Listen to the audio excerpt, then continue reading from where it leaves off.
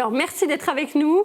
Nous accueillons désormais Barbara Pompili pour cette conférence en partenariat avec l'Uniden, Les Échos, Le Parisien Événement. Madame Pompili, bonjour. Bonjour, est-ce que vous m'entendez? Oui, je vous entends, je vous vois, c'est parfait, la magie de la visio. Alors, merci d'être avec nous cet après-midi. Comme je l'expliquais, je suis avec monsieur Nicolas Douarenne, le président de l'Uniden, donc l'association qui regroupe les industriels les plus consommateurs d'énergie en France, voilà. Et on parle de redéploiement industriel et de la compatibilité de ces objectifs avec les objectifs que vous portez de lutte contre le réchauffement climatique. Alors, Madame Pompili, une question très simple. Comment vous faites dans un gouvernement qui lutte pour ce redéploiement industriel pour ne pas être schizophrène entre d'un côté le redéploiement industriel et de l'autre les objectifs climat que vous portez? Oui, bonjour. Écoutez, moi j'aimerais reprendre une formule qui est restée célèbre de Churchill et qui disait « Il vaut mieux prendre le changement par la main avant qu'il ne nous prenne par la gorge ». Et je crois que c'est exactement ce qui nous rassemble.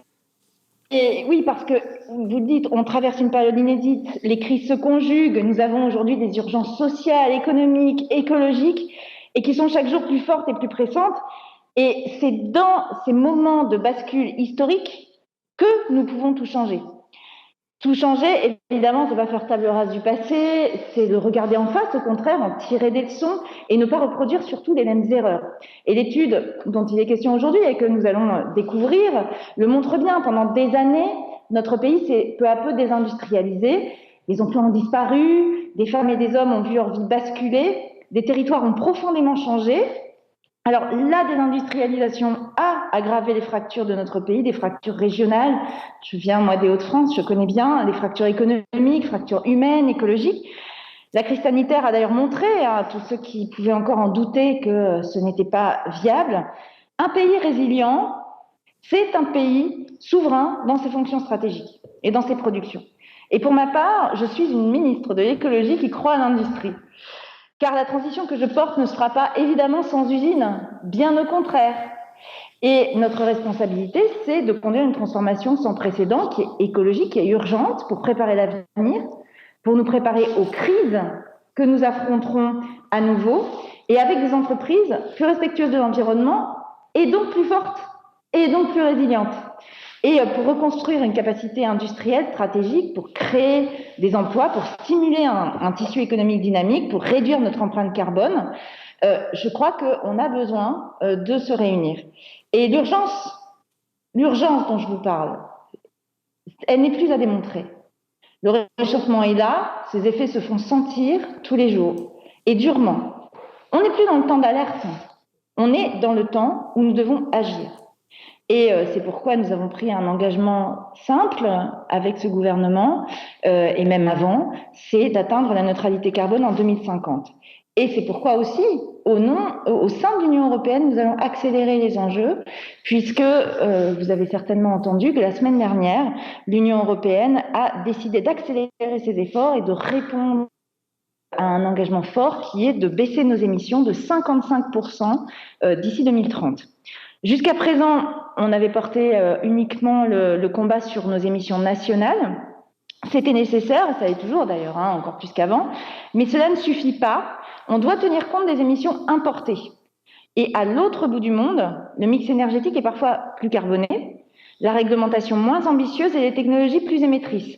Et je le dis avec clarté et avec fermeté, fermer des usines en France pour les réinstaller de l'autre côté de la planète, casser des emplois pour réimporter ensuite des productions qui sont beaucoup plus carbonées, c'est inefficace et inutile. Alors une fois qu'on a dit ça, quel est le plan? D'abord, nous fixer des objectifs en empreinte carbone. Vous le savez, depuis la loi énergie-climat qu'on a adoptée l'année dernière, l'État doit maintenant proposer des budgets carbone indicatifs. Ce sera un chantier important pour l'élaboration de notre prochaine stratégie nationale bas carbone pour la période 2023-2028. Et pour l'élaborer, l'étude que vous avez menée sera une contribution précieuse. Le climat a rendu fin octobre un rapport sur l'empreinte carbone et au-delà de recommandations méthodologiques, il souligne la nécessité d'accompagner les entreprises dans la prise en compte des émissions importées de leur chaîne de valeur et d'élaborer des stratégies de réduction d'émissions importées par filière. Nous devons également nous protéger des fuites de carbone, de ces productions démembrées à travers le monde et dont le coût écologique final est beaucoup plus important. C'est pourquoi la France soutient depuis longtemps l'établissement d'un mécanisme européen d'ajustement carbone aux frontières. Et enfin, notre appel est entendu, puisque la Commission européenne a prévu de présenter une proposition législative sur cette idée au premier.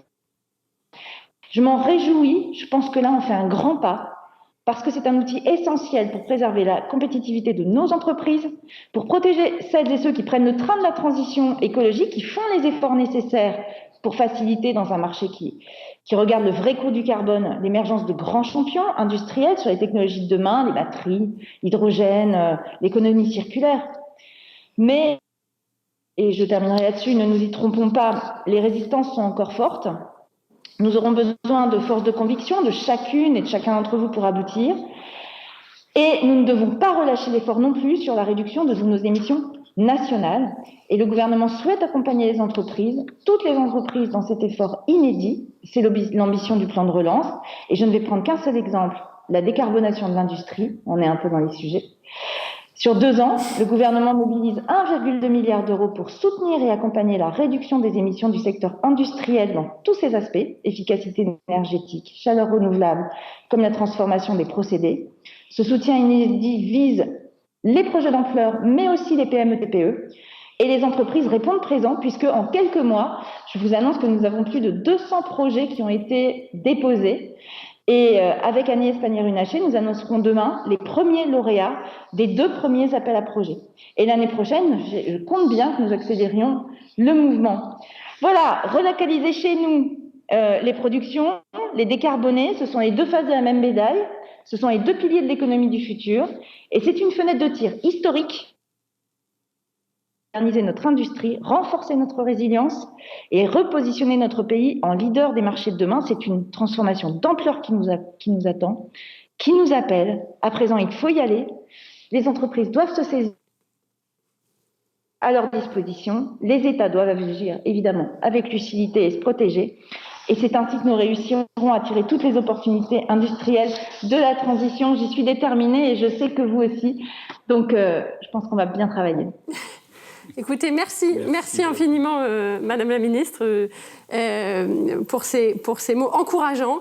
Alors maintenant, pour entrer dans le vif du sujet, pour comprendre comment tirer parti de cette fenêtre de tir historique, hein, vous l'avez dit, et pour tirer les leçons du passé, on va voir avec Olivier Sautel, partenaire chez Deloitte, qu'est-ce qui s'est passé effectivement sur la période 95-2015 et qu'est-ce qui peut se passer si les politiques publiques que vous avez décrites portent leurs fruits. Voilà, alors c'est parti, on poursuit avec Olivier Sautel. Absolument.